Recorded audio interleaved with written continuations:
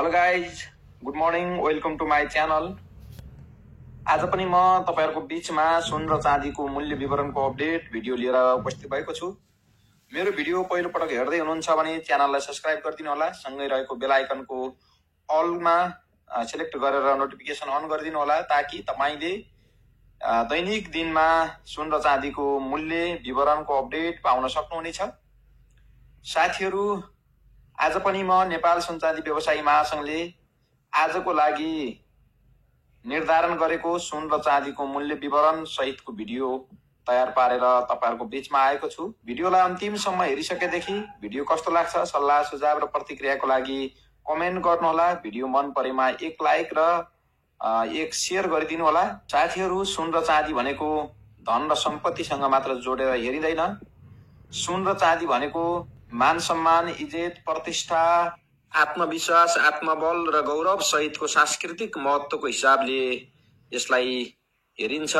त्यसैले यति महत्वको वस्तु सुन र चाँदीको प्रत्येक दिनको मूल्य अपडेट हुन हामीलाई जरुरी छ। त्यसकारण पनि नेपाल सुन चाँदी व्यवसायी महासंघले प्रत्येक दिन निर्धारण गर्ने सुन र चाँदीको मूल्य विवरणको अपडेट लिएर म तपाईहरुको बीचमा आउने गर्दछु।